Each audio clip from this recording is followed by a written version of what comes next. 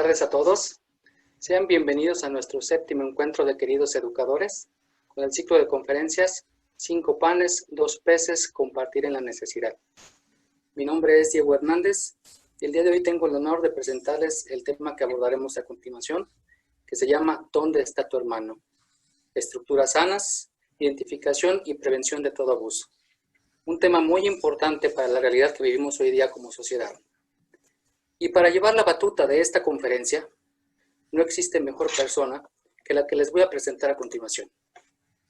Él es doctorante en Desarrollo Humano por la Universidad de Anáhuac, maestro en Desarrollo Humano por la Universidad Iberoamericana, humanista, counselor, speaker e instructor internacional con 24 años de experiencia en México y Centroamérica.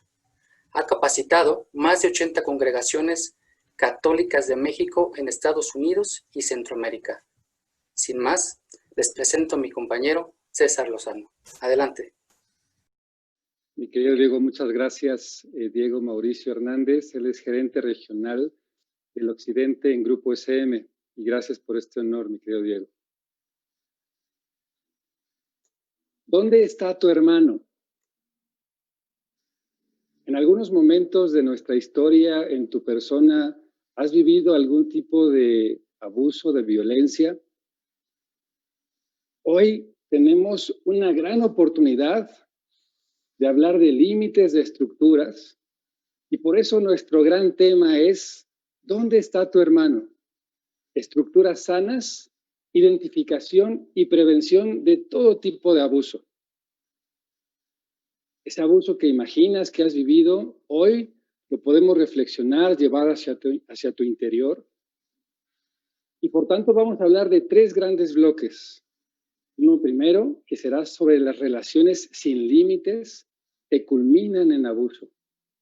Un segundo gran bloque será formación de relaciones fraternas, diálogo, escucha. Y un tercer gran bloque será asumir el compromiso de responder de manera conjunta. Para ello, tenemos una invitada y 2 invitados especiales que están consagrados desde sus diferentes ámbitos y que tienen un toque especial que ver con este gran tema. Quiero presentarles a María de la Paz Viniegra Mesa. Ella es religiosa de Jesús María, tiene 22 años de vida consagrada, de los cuales 11 los ha vivido como misionera en Cuba. Ahí colaboró en la misión Educación No Formal, formación y acompañamiento de religiosos en su etapa inicial, ejercicios espirituales, y sirvió como vicepresidenta en la Conferencia Cubana de Religiosos CONCUR. Actualmente, dándole este toque a este gran tema, vive en Casa Hogar Santa Clara. Forma parte de la Comisión de Protección de Abusos de su provincia y de la CIRM, y se le ha encomendado el servicio de consejera provincial. Mi querida Maripaz, bienvenida a este tu espacio. Muchas gracias. Nos acompaña también otro digno representante, él es Jaime Federico Porras Fernández. Él es sacerdote jesuita, Jaime, padre Jaime, religioso de la Compañía de Jesús, 31 años de vida religiosa en México y 20 de sacerdote. Tiene estudios en Derecho Canónico en la Pontificia Universidad de México. Ha ocupado diversos cargos de gobierno en la provincia mexicana de la Compañía de Jesús, como el socio del padre provincial, ecónomo de la provincia, director de la Obra Nacional de la Buena Prensa y actualmente es el delegado del padre provincial para atender justo los casos de abuso a menores y personas vulnerables. Bienvenido, padre Jaime. Muchísimas gracias y muchas gracias a todos los que nos escuchan. Qué gran honor también poderles presentar a José Luis Castillo Villegas. Él es misionero oblato de María Inmaculada, 28 años de vida consagrada, 24 años de ministerio sacerdotal, con experiencia pastoral en la Parroquia de Cristo Salvador y Señor, en Iztapalapa, en la misión indígena Xontal de Equisistlán, Oaxaca, en el Istmo de Tehuantepec. Fue formador en el Teologado Oblato y profesor de religiosas en el Inter de la CIR. Ha dado servicio en su congregación como consejero y vicario provincial. También fue superior provincial. Actualmente es director académico del Colegio Vistahermosa y coordina la Comisión de Protección de Menores y Personas Vulnerables en su provincia. También un gran honor, Padre José Luis. Bienvenido a este su espacio. Muchas gracias por la invitación. Buenas tardes a todos. En este tema importante, relevante y ahora en todo este tiempo de pandemia, en estos 3 bloques, la manera de participar, voy a invitar a nuestros ponentes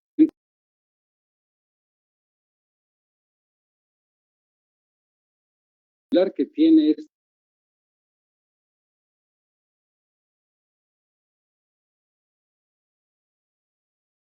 y el primer bloque, ellos tendrán 3 minutitos de aporte, habrá un momento de poder compartir o reforzar lo que están diciendo, de poder interactuar.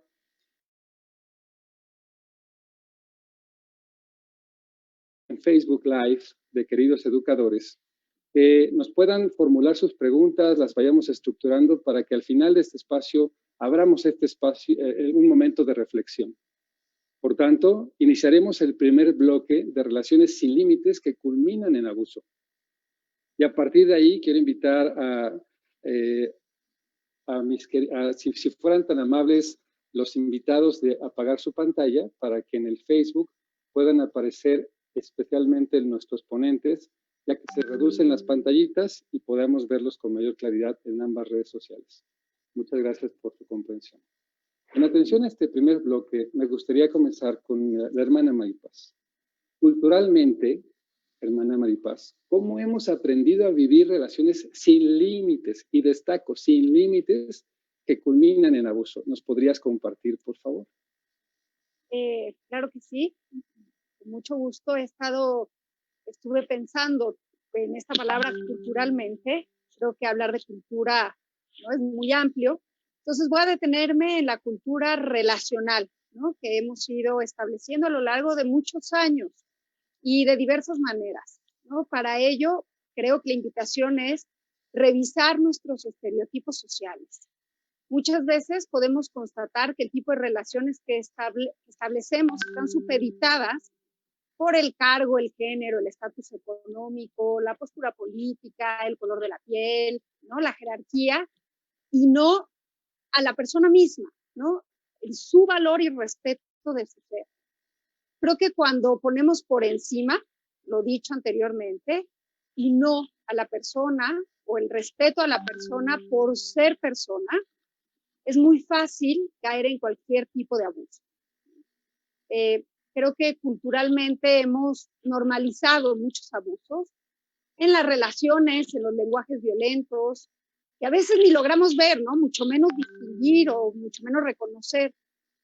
Y que hemos establecido roles, funciones o dictado comportamientos que están de acuerdo a esos estereotipos culturales, pero no a nuestra humanidad o a la construcción de una verdadera humanidad y hermandad. Podríamos dar un montón de ejemplos de estereotipos culturales, ¿no?, los cuales dibujan o desdibujan los límites. Y hasta esos estereotipos culturales también marcan los límites, ¿no?, permitiendo lo que no debe permitirse, ¿no?, como la violencia en cualquiera de sus manifestaciones, la discriminación, la inequidad, la desigualdad de oportunidades, y podríamos hacer una lista larga, ¿no? A mí me parece que la invitación en este foro es revisar nuestra cultura, a preguntarnos sobre el modo en que damos por hecho ciertas pautas y roles en nuestras familias, escuelas, en la iglesia, y preguntarnos de fondo por qué son así, ¿no? Sobre todo, cuáles son las consecuencias si seguimos permitiendo que sea así esa cultura. Entonces, mucho, hermana Maripaz, porque tú destacas la palabra cultura y cómo las personas, seres humanos, hemos sobrepuesto y hemos puesto por debajo a la misma, y hablas de esta diversidad y de manifestaciones en el tema de la violencia, de estos estereotipos.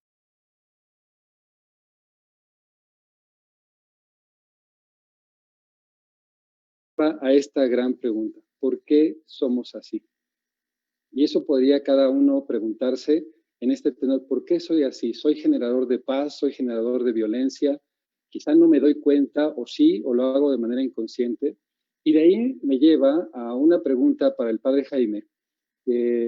Cuando hablamos de relaciones sin límites, ¿a qué nos referimos, padre Jaime? ¿Podría, por favor, compartirnos? Muchas gracias, César, por esta pregunta. Ya nuestra querida hermana Maripaz nos estaba introduciendo en este tema de los límites, y yo creo que lo primero que tendríamos que decir a propósito de esta cultura sin límites es que lo que se trastoca inicialmente es la confianza. Lo que nos mantiene a nosotros en una buena relación con las otras personas es lo que tiene que ver con la confianza que tenemos hacia los demás. Cuando no existen los límites o cuando se traspasan esos límites, lo primero que se rompe es esa confianza, y es el momento en el que como personas empezamos a sentirnos desagusto, empezamos a sentirnos como que ya no es nuestro espacio, que ya alguien nos invadió de alguna manera.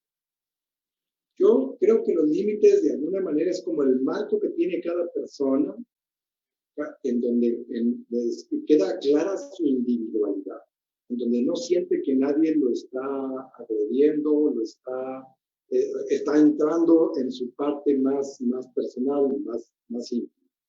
Y aquí vamos a encontrar una serie de límites de diversas modalidades, ¿no? ¿Quién puede hablar de límites físicos? Y eso es muy común cuando de repente nos sentamos a platicar con alguien.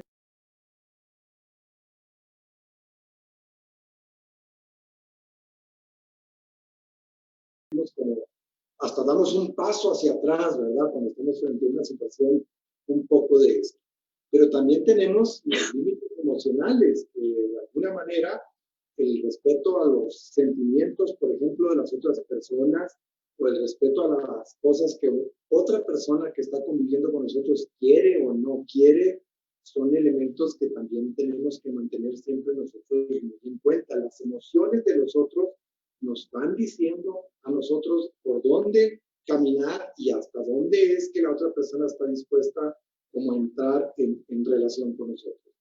También podemos tener los límites mentales que tienen que ver más como con no ser intimidado, por ejemplo, y con esta posibilidad de que nosotros sintamos que estamos realmente en una relación de uno a uno y no en disparidad de poder con las otras gentes. Y bueno, pues hay quienes ejercen presión psicológica o situaciones sobre los demás. Y también los límites espirituales, ¿verdad? Donde de repente nosotros confiamos cosas espirituales a los demás y ellos pueden abusar transgrediendo esos límites que nosotros tenemos.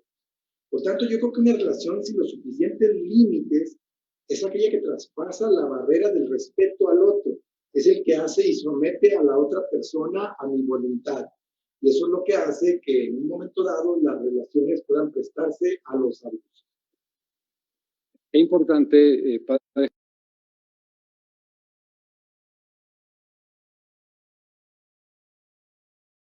en los límites se rompe, se fractura la confianza. Y luego para poder resignificarla o reconstruirla podemos pasar incluso a veces años. Jorge Bucay, me acuerdo de esta frase que mi libertad termina cuando tu libertad comienza.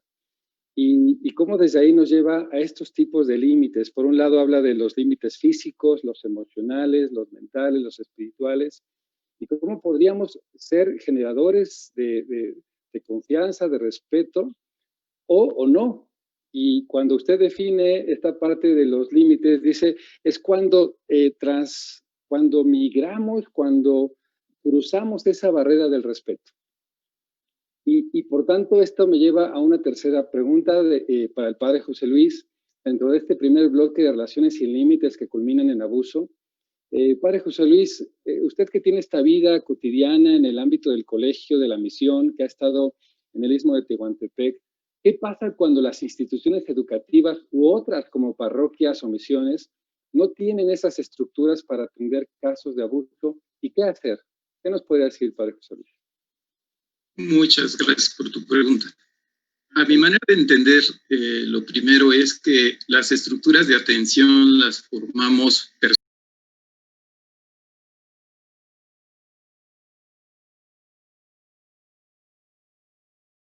dolorosos, y lo hacemos mediante una serie de relaciones donde cada uno debe de tener muy clara su función. para estas estructuras se componen y se plasman dentro de políticas en una institución y con unos protocolos que son unas rutas de acción donde está bien definido qué le toca a cada quien hacer y en qué momento se tiene que canalizar a diferentes especialistas o inclusive a las autoridades civiles. Si una institución no cuenta con esas estructuras, a mi entender, va a caer en la improvisación. Y con la improvisación me parece que se corren graves riesgos. El primero es el quedar paralizados. No hay claridad en los pasos que se tienen que seguir para atender una situación. Y las consecuencias es que no se atienden correctamente a la víctima y a sus familiares. A veces se le puede negar audiencia a las personas. Otras veces podemos caer por nuestra torpeza que conlleva la improvisación a revictimizar a quienes ya han sido agredidos, como el no creerles, el hacer comentarios o preguntas equivocadas, o peor aún, iniciar torpes careos con el mismo agresor. No realizar correctamente estas acciones puede devenir en que las personas no tengan justicia. También pienso que a veces se cae no solamente en la parálisis, sino en una etapa de negación, donde a veces se le resta gravedad al hecho, o peor aún, se le puede imponer silencio a la víctima y a los testigos.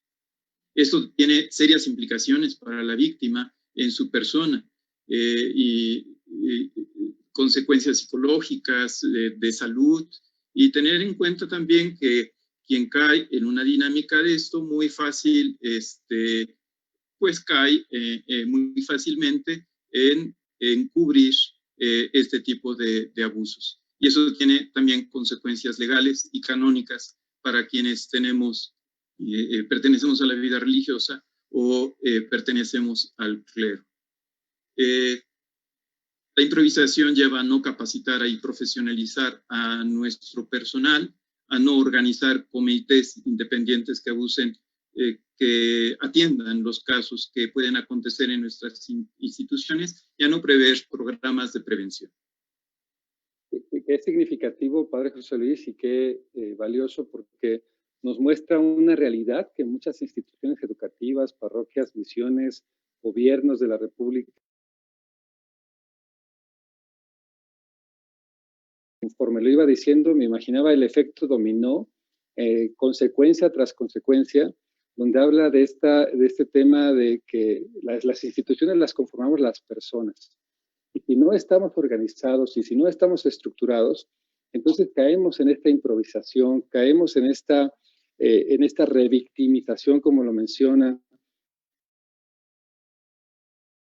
o sentirnos en estos sistemas que lo puedo traducir como este tema de culpabilidad, de reproche, y la consecuencia va recayendo también en las relaciones, en los vínculos, y lo lleva incluso a un proceso legal, a un proceso canónico, que también pues son las autoridades que nos lo muestran. Qué importante será no llegar a estos niveles. Sin embargo, hoy en día los vivimos y hay que poner esta atención, ahora construyendo este bloque a las relaciones con límites.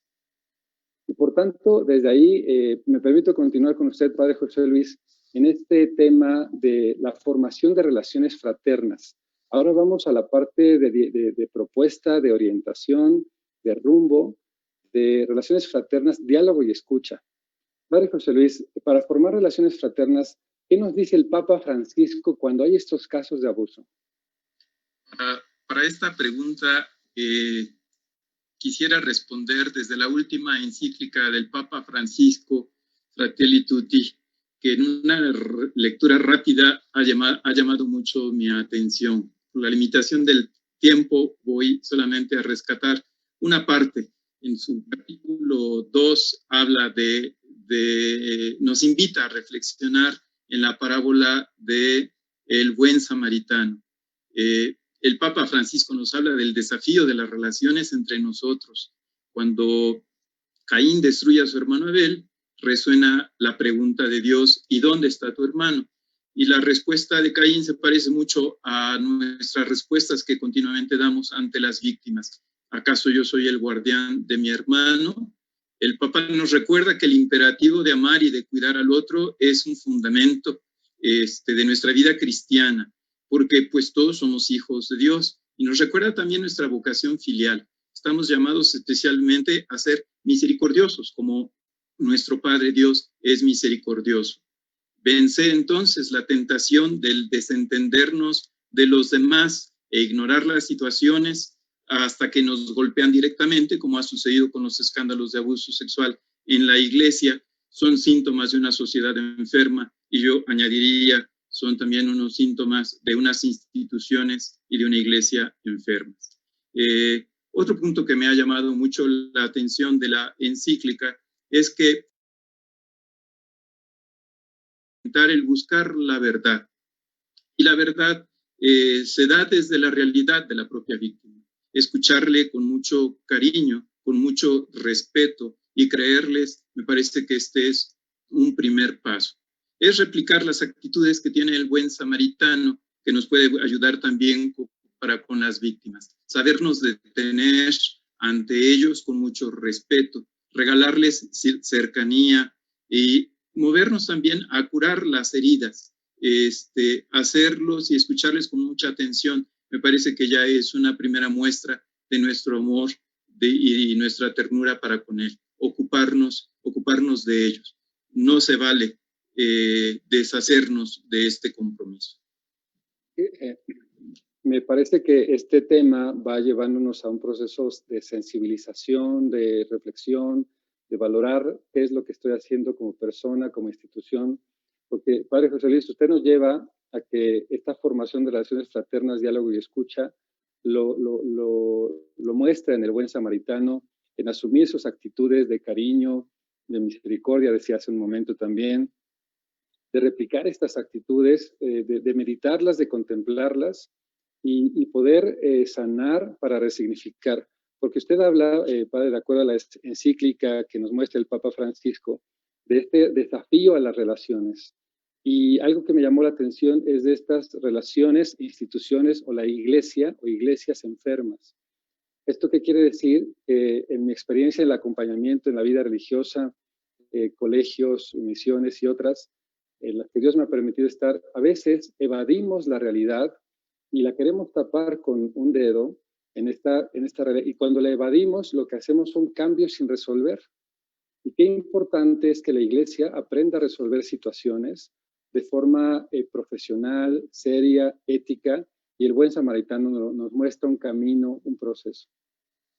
De ahí, hermana Maripaz, ¿por qué es tan importante construir la confianza en las relaciones fraternas? ¿Qué pasa si no lo hay? Como para seguir haciendo conciencia en qué pasa si no lo hay y por qué es tan importante. El padre Jaime hablaba de la confianza. ¿Qué significado tendría este valor, este principio en estas relaciones fraternas, hermana Maripaz? Sí, ya Jaime hablaba sobre la relación de los límites y la confianza, y me gusta retomar esto que decía José Luis sobre el buen samaritano. Creo que confianza y cuidado van de la mano. Que la confianza se instala en lo afectivo y en lo emocional. Es de donde nace y de lo que se alimenta, ¿no? Y lo que va haciendo, lo que le va dando estructura a nuestras relaciones y las estructuras sociales más complejas, ¿no? Están sustentadas en la confianza. Yo creo que el desafío está en construir una confianza que sea factor de protección, de cuidado, y no de crear indefensión.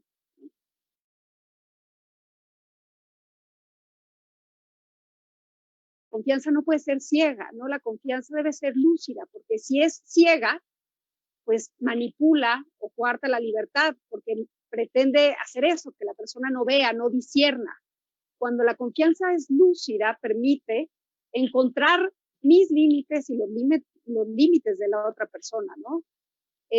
Me parece que el origen de esta palabra, confianza, fides, tiene que ver con una petición de no dañar, ¿no? El más frágil, el que está aprendiendo, el que está creciendo, los niños, los jóvenes, piden y esperan al que lleva años, al que tiene más poder, al que sabe más, ¿no? Al que tiene más experiencia, podemos decirlo así, que lo proteja, que no lo dañe. Y creo que esa también es como la imagen del buen samaritano, ¿no? Era el cuidar, estaba ahí y creó esa relación fraterna y confió. Toda esa parábola es preciosa, ¿no? Confió también al posadero que se hiciera cargo. Y creo que la confianza se vuelve lúcida cuando se lee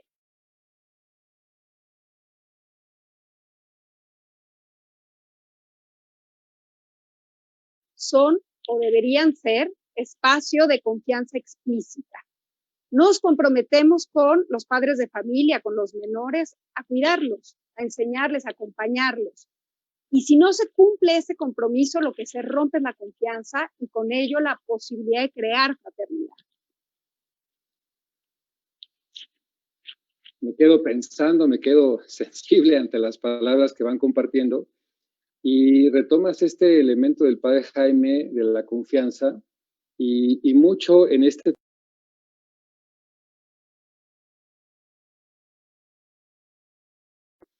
y me recuerda a esta también invitación que hace el Papa Francisco de la ética de la ecocomunidad.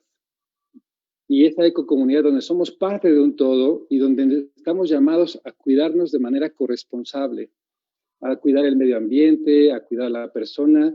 Y esta parte le das a un constructo nuevo que es la confianza lúcida, que es contraria a la confianza ciega.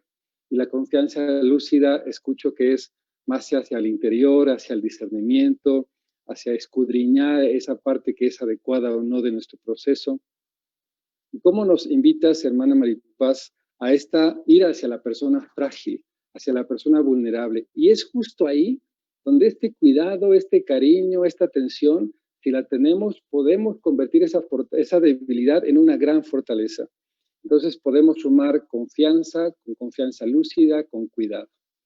Y de ahí, gracias, hermana Maripaz, invito a la audiencia que nos escucha en Zoom y que nos escucha también en Facebook, que nos puedan ir formulando sus preguntas para irlas compartiendo con los ponentes en un momento más, en lo que vamos asintiendo ahora con el padre Jaime. ¿Qué significa ser fraterno en las relaciones, padre Jaime? Cuando hablamos de este diálogo escucha, fraterno es como esta palabra clave. ¿Qué significa, padre Jaime? Bueno, esa es una gran pregunta, ciertamente. Acudiendo a los grandes latinistas, sabemos que viene del latín frater, que significa hermano, y yo creo que eso ya empieza a definir mucho de lo que nosotros encontramos en nuestra fe, ¿no? El mismo texto de hoy es ¿dónde está tu hermano? Ya es una pregunta que nos supone tener que dar cuenta de qué lugar ha ocupado nuestro hermano en el corazón. Y bueno, atinadísimamente el padre José, que me parece que de alguna manera está tratando de apelar a este concepto de fraternidad, de ser hermanos entre nosotros, como un modo de mantener las relaciones, como un modo de relacionarnos entre nosotros, con miras a construir un mundo de manera distinta. Y entonces creo que lo primero que tendríamos que hacer es volver y encontrar en él una serie de elementos que nos pueden iluminar para saber si nos estamos queriendo ser como lo que nos invita a la fraternidad o por el contrario estamos caminando por otro lado. Yo creo que el mundo actual nos ha preparado para la competencia y no para la solidaridad. Y ese es un elemento que me parece que cada vez nos hace más individualistas y menos comunitarios y que de alguna manera nos va a nosotros orientando hacia no es tú y yo, es tú o yo. Entonces eso va evitando que esta hermandad que nosotros vayamos teniendo vaya cobrando sentido. Pero también nos ha educado para las dinámicas de poder o nos ha hecho en la iglesia de un modo clericalistas o nos ha puesto en disparidad de yo soy más que tú, etc. Y yo creo que de alguna manera la encíclica nos hace el acento en lo que significa ser hermano, escuchar la compasión, que son como los tres niveles en los que vamos, ¿no? Yo te escucho a estar contigo, pero me pongo en tus zapatos, que es finalmente la compasión. Creo que la parte de ser hermanos tiene mucho que ver con el asunto en el que nosotros podemos mirar cómo termina el número 1 de esa encíclica, ¿no? En donde nos dice, de alguna manera, es reconocer, valorar y amar a cada una de las personas que están a nuestro alrededor. Si nosotros tomamos una actitud realmente que nos permita saber quién está junto a nosotros, poder valorar lo que cada uno tiene y entregar en nuestro corazón, entonces creo que estamos caminando hacia la fraternidad. Pero si nos falta cualquiera de estos elementos sostenidos en la misericordia y en la compasión, entonces estamos perdiendo el rumbo. En este momento de silencio, retomo esta pregunta que hace el padre Jaime y la exhorto para que cada quien la pueda asumir, acoger a nivel personal, porque el padre Jaime dice, fraterno significa hermano. Y luego me dejó pensando esta pregunta que hace, que la reitero y la exhorto al público, es, ¿qué lugar ha ocupado tu hermano en tu corazón? ¿Qué lugar ha ocupado tu hermana, tu hijo, tu esposo, tu esposa, tu vecino en tu corazón? Y a partir de ahí, el padre Jaime nos invita, nos exhorta, es ¿hacia dónde vas? Es como Juan Diego cuando le daba la vuelta al cerrito, a veces venimos de caminos de evasión, ¿hacia dónde vas? Y por tanto nos interpela de pasar de la competencia a la solidaridad, de pasar de un tú o yo a un tú y yo. Y qué importante también es esta parte clerical, esta parte laical, esta parte de religiosos, donde podemos pasar de un enfoque más del sacerdote, más de religioso, más de laico hacia el otro, en donde sea un enfoque centrado en la persona, una apuesta en donde la persona sea ante todo y a partir podernos mover en un eje horizontal. De ahí exhorto a que vayamos al bloque 3, es asumir el compromiso de responder de manera conjunta. Aquí ya pasamos del yo al tú y al nosotros. Y de ahí me gustaría empezar contigo, padre Jaime, si tú me permites retomar. Cuando hablamos a nivel afectivo y estructural, ¿cómo educar para responder de manera conjunta? Límites, ya no permitir, defenderse. Hablábamos en algún momento cuando preparábamos este espacio y tú hacías esta acotación. A nivel afectivo y estructural, ¿cómo educar para responder de manera conjunta, padre? Bueno, una vez más, muchas gracias, César. Me parece que la pregunta es un poco amplia porque pues, hay muchas maneras y muchos niveles para poder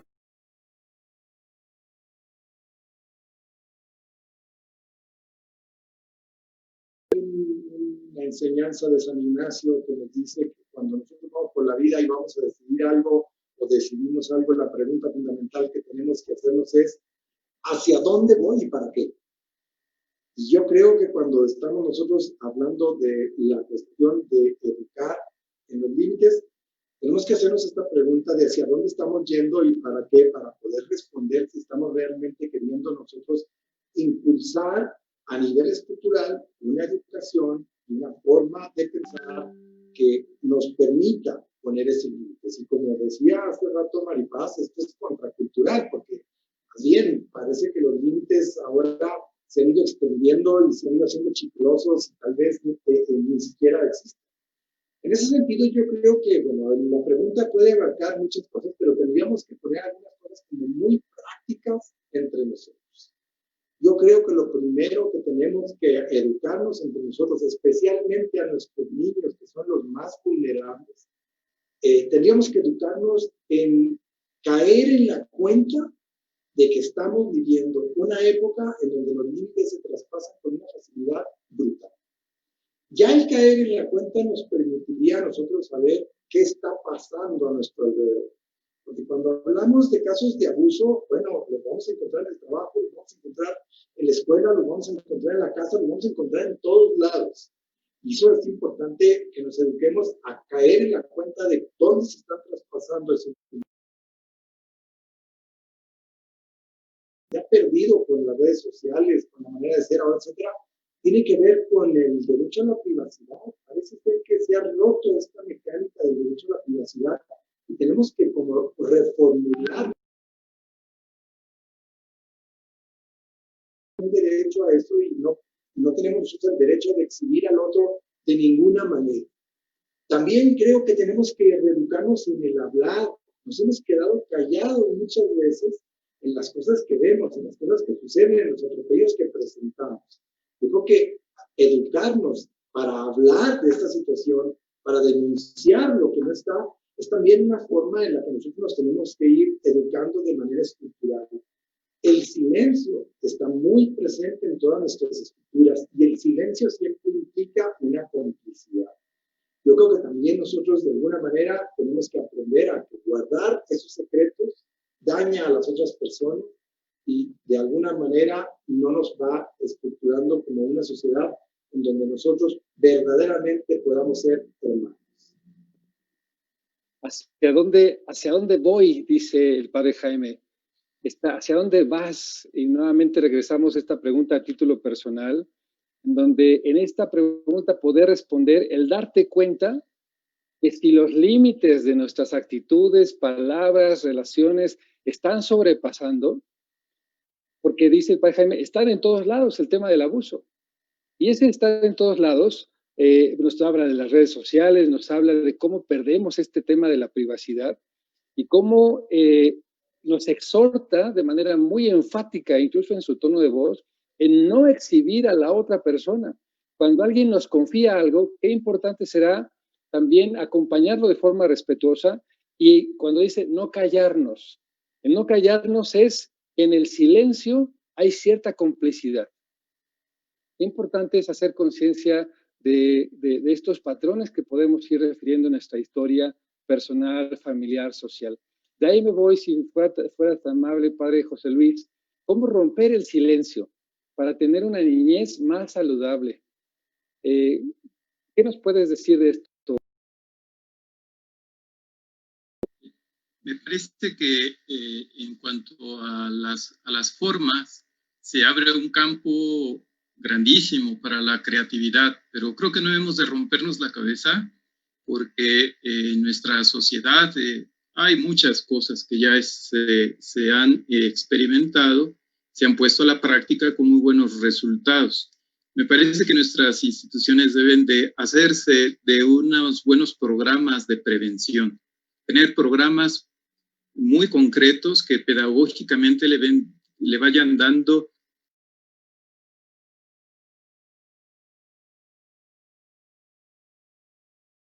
el silencio. Ya existen programas. En el colegio yo me he encontrado con la novedad de que se siguen dos de estos programas. Para preescolar se sigue el programa del grupo de Julia Borbolla que se llama El Escudo de la Dignidad. Juegos que fomentan la participación de los pequeños y es un programa de prevención donde se les enseña a romper el silencio ante cualquier tipo de abuso físico y emocional, incluido el sexual. A veces los papás tienen temor de que no se hablen de estos temas porque se les van a dar ideas a los niños. Nada más equivocado que esa postura.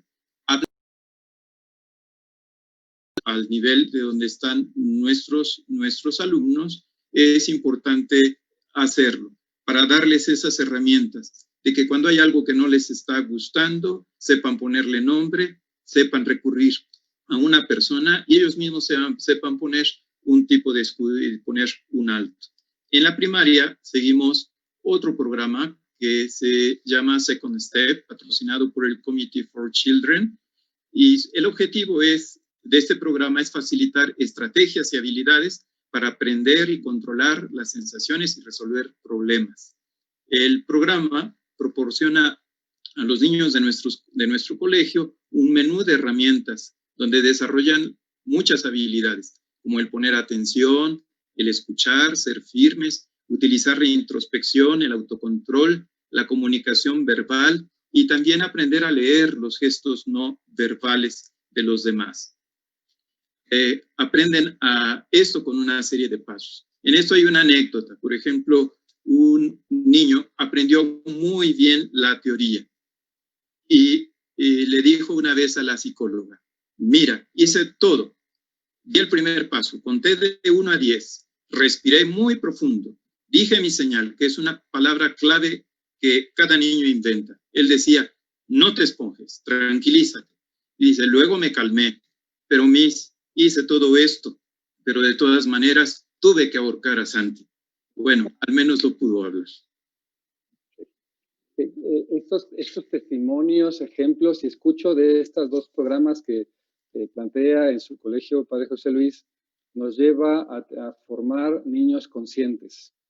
Y un niño consciente sabe tomar decisiones, sabe poner límites, sabe expresar lo que siente, lo que piensa. Y qué importante que sea desde preescolar, desde los primeros años, cuando los niños pueden aprender a tomar decisiones en ese sentido, para que en el tiempo sepan ser defensores de la vida, ser defensores de la paz. Y esto me lleva a la última pregunta para mi querida hermana Maripaz. Cuando preparamos este tema, me sorprendió esta frase contundente que dijiste. Yo soy responsable donde vivo y con quienes me relaciono. La reitero, yo soy responsable donde vivo y con quienes me relaciono. Donde vivo y con quienes me relaciono. ¿Qué significa pensar así? Creo que tiene que ver también con la primera pregunta, ¿no? La de la cultura. Me parece que nuestra cultura señala siempre como la responsabilidad en el otro, ¿no? La culpa de nuestras desgracias siempre están en todo lo demás, menos en poder verme a mí y lo que yo puedo.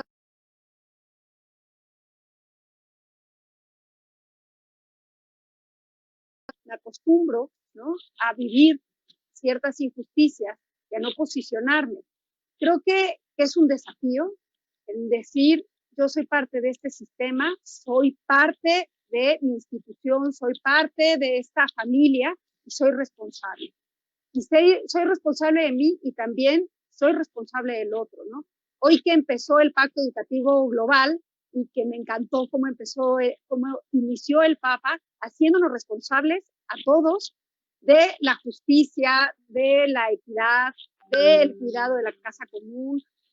Es como un grito de hagámonos responsables, porque esto que hemos construido, lo hemos construido nosotros, ¿no? No vinieron los marcianos, lo hemos hecho nosotros. Entonces, me parece que si cada uno de nosotros podemos decir, yo soy responsable de mi vida, de mi historia, de mis necesidades, de mis heridas, de esto que experimento, y me hago cargo, y veo que afecta a los demás lo que yo viva, lo que yo diga, mis omisiones, yo creo que van a empezar a brincar otras posibilidades de crear relaciones mucho más sanas, ¿no? Es como la estructura, la confianza lúcida, la construcción de relaciones fraternas, la apuesta por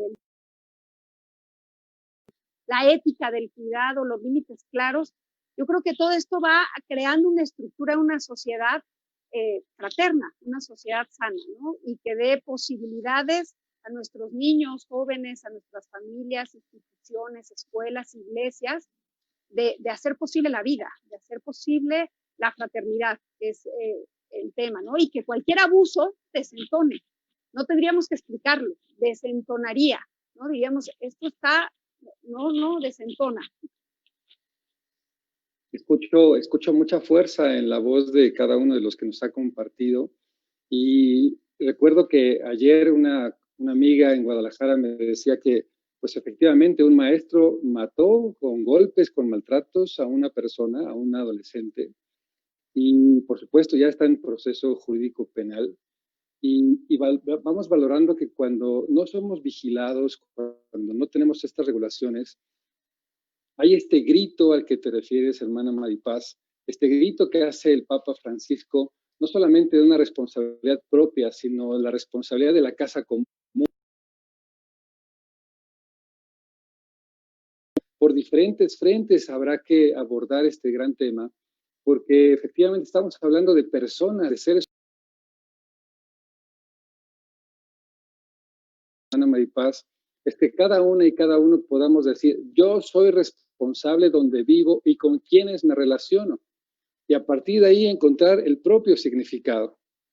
Me permito invitarles para leerles algunas cuantas aportaciones que están haciendo en Facebook. Les mandan felicitaciones. Una de las preguntas que dicen es, ¿podrían por favor ampliar un poco más sobre los límites espirituales? La dejo para quien la quiera contestar. Hacen la referencia a la charla, que es un alimento para nuestro.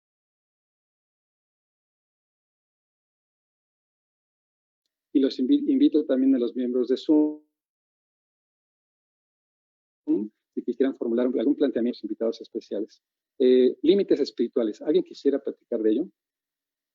No, Maripán me está viendo con cara de te toca. Claro, tú hablaste de eso. Así es. Bueno, a ver, yo lo que diría es que cuando nosotros entramos en el ámbito espiritual de otra persona, sea porque lo hace desde la confesión, a veces cuando uno es pequeño simplemente lo que hace es confesarse y no va más allá, hasta ámbitos más complejos como puede ser el discernimiento vocacional o como puede ser el discernimiento de la propia vida, ejercicios espirituales, como puede ser ya algo más complicado como es la vida religiosa, el director espiritual, etcétera. Uno debe caer en la cuenta de que si está de este lado escuchando, debe quitarse las sandalias porque el piso sobre el que está pisando es tierra sagrada. Y muchas veces, en muchas ocasiones, sacerdotes, personas que dirigen ejercicios, laicos que dirigen ejercicios, usan esta información como una manera de apropiarse de parte de la vida del otro. Y se rompen esos límites. Y esos, bueno, si romper un límite físico es grave, me parece que romper un límite espiritual es todavía doblemente grave, porque estás tocando lo más sensible de aquella persona.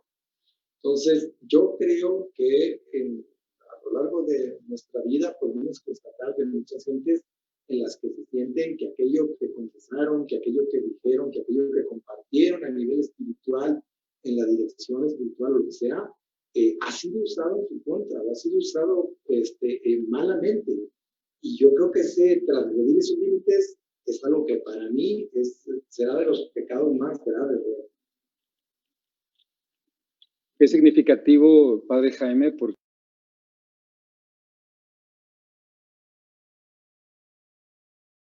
sagrada.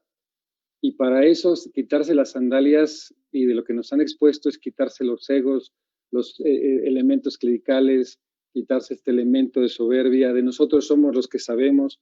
No, el que tiene la propia sabiduría es el niño, la persona, el alumno, el catequista.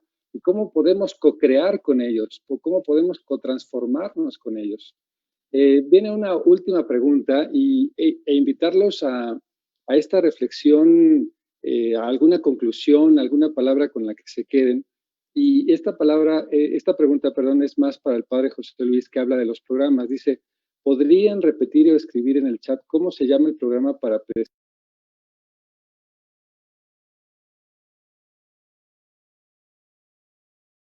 recordar el nombre, por favor, del programa para preescolar?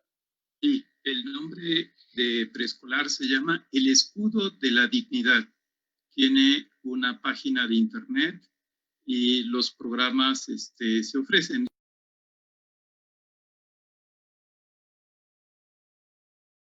Desarrollarlo y parece que tienen también manuales. Es un programa diseñado por el grupo de Julia Borbolla.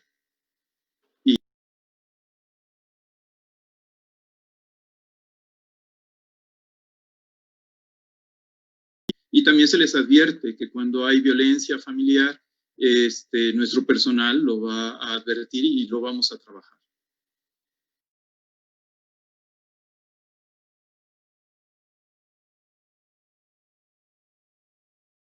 Claro, sí tenemos un programa, pero el Second Step capacita muy bien a nuestros niños y en secundaria ellos lo siguen ejercitando. Ahí están, muchas gracias, Padre José Luis, esta experiencia. No sé si alguien quisiera compartir. Leo una reflexión sobre, dice Margarita Rosalinda y Guillermo Santos. Guillermo dice, más que preguntar, agradezco lo compartido. Me lleva a pensar sobre los procesos que tenemos en la prepa y cómo podemos acompañar de una mejor manera para que las y los alumnos y profesores podamos crecer desde un acompañamiento en la comunidad estudiantil. Y Margarita Rosalinda dice, muy interesante es entrar en lo más sagrado de la persona, bajar mi ego para adentrarme en esa morada divina. Y me gustaría ir valorando esta última pregunta que hace Nayeli, ¿cómo hacerle si una parte del cuerpo espiritual se duele y cómo sanarlo? ¿Cómo hacerle si una parte del cuerpo espiritual se duele y cómo sanarlo? ¿Alguien quisiera atender esta pregunta? No, tal vez no hablaría tanto del cuerpo espiritual, sino del cuerpo en general, ¿no? Que puede ser el cuerpo institucional, el cuerpo social, el cuerpo... O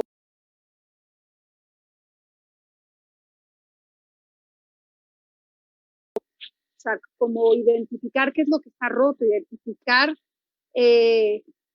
y creo que la sanación se hace en conjunto. Creo que la sanación también va siendo cuando la persona es consciente y quiere sanar.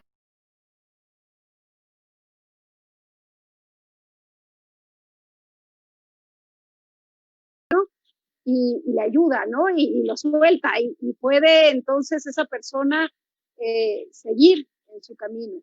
Ahora, una parte del cuerpo espiritual, no sé bien a qué se refiere, ¿no? Pero pensaba yo más bien como en el cuerpo en general, ¿no? El cuerpo social, el cuerpo institucional. Y eso, preguntarnos qué es lo que nos está doliendo en concreto, ¿no? Y dónde están todos los recursos que tenemos para poder sanar. Quiero hablar, sí, por favor. un poco a lo que está diciendo Maripaz, que me parece muy interesante. Quisiera decir que si algo me duele es porque algo se está corroyendo, corrompiendo. Y quiere decir que hay un elemento que está haciendo que lo que tiene que funcionar de una manera no funcione adecuadamente. Por eso me duele. Como nos sucede con el cuerpo. Si algo se nos obstruye, nos duele. Si algo tiene una úlcera, nos duele. Y en ese sentido, entonces, no hay remedio mejor para saber qué nos está corrompiendo que el discernimiento. Los procesos de discernimiento siempre nos ayudan a obtener claridad si ponemos delante de Dios aquello que nos está sucediendo y le preguntamos cuál es el camino por el que deberíamos de andar. Entonces, tarea, aprender sobre el discernimiento en la vida espiritual. 3 palabras o 3 elementos clave que destaca la hermana Maripaz y el padre Jaime. 1, identificar dónde te duele. Eso es una manera de elaborar diagnóstico institucional, médico, personal. 2, construir un camino propio para la salud. Y el 3, el medio, es el discernimiento espiritual. Me gustaría en 2 minutitos, 1 minutito para cada uno, para cada una, si fueran tan gentiles de poder cerrar con alguna palabra, con alguna reflexión con la que se quede y nos puedan dejar en esta motivación de ir hacia nuestro interior con este gran tema que hemos tocado, ¿dónde está tu hermano? ¿Quién quisiera comenzar? A lo mejor padre José Luis, alguna palabra con la que se quede, alguna reflexión y poder ir al cierre de este espacio. Sí, yo me quedaría con esta reflexión a la que nos invita el Papa, de no ser indiferentes ante el dolor de los hermanos, la capacidad en que nos acerquemos al hermano, en que tengamos empatía, en que su dolor nos duela. El Papa tiene una frase muy fuerte porque me parece que nuestra humanidad depende del sabernos detener y del saber ser hermanos y ayudar en el proceso de curación. Hay 2 tipos de personas. Los que pasan de largo indiferentes se terminan deshumanizando. Quienes se saben detener y quienes saben abrazar, acoger y también encargar a otros. Hemos de saber que no todos tenemos la solución, pero hay a unos hermanos más especializados en los cuales podemos canalizar. Canalizar es ya hacer algo y esto es muy importante, que a veces no queremos hacer. A veces por torpeza queremos resolverlo todo y en lugar de curar una herida, la hacemos más grande o la infectamos. esta gran invitación que nos hace el Padre José Luis es un camino de humanización. Estas reflexiones, estos aportes se van a compartir por Facebook y también las recomendaciones que nos han hecho las vamos a compartir en este canal.